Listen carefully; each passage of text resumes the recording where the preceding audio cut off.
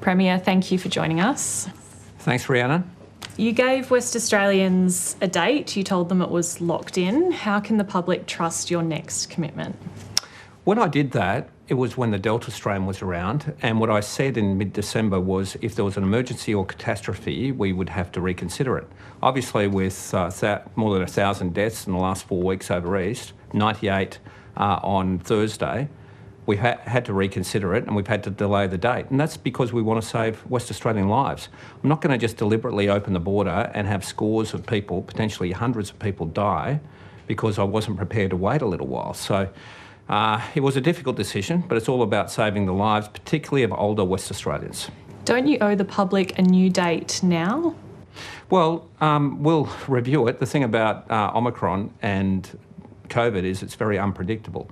I don't want to set a date and they're still peaking and we don't have our vaccination rate up high enough, and therefore we have exactly the same issue. So we're in a very good position as a state. We've had one person acquire the virus in Western Australia and die. We've had the best economic and health outcomes of anywhere in the world.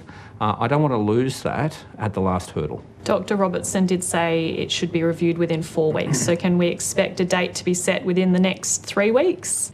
The plan was to review it over February, so that's what we will do. You've said keeping the border closed is about protecting the vulnerable, but isn't their immunity going to wane soon?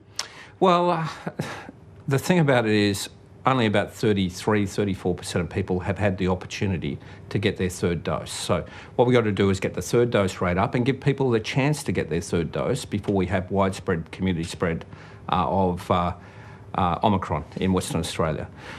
Waning obviously takes place over time with any vaccine, but I think the most important thing is get people the opportunity for their third dose. It's not as though when Omicron comes in, that will be the end of it. But the third dose really is about protecting the vulnerable.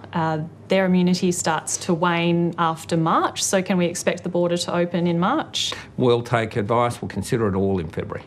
But that would make sense, wouldn't it? There's lots of factors to consider. You've been accused by some of fear-mongering. At what stage do you say, OK, we need to stop living in fear of COVID? Well, we know it's going to come, and all I'm trying to do is make sure we're as ready as possible. But well, it's here. That's right. So Thursday we had 9 cases, local cases. We currently have 2 people in hospital. We've had 1 person in the last 2 years pass away in Western Australia from a West Australian transmission, which is a world-beating figures.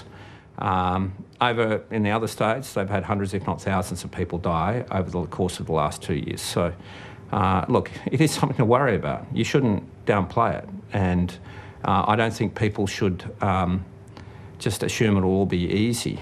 Premier, thank you for your time. Thanks, Rhiannon.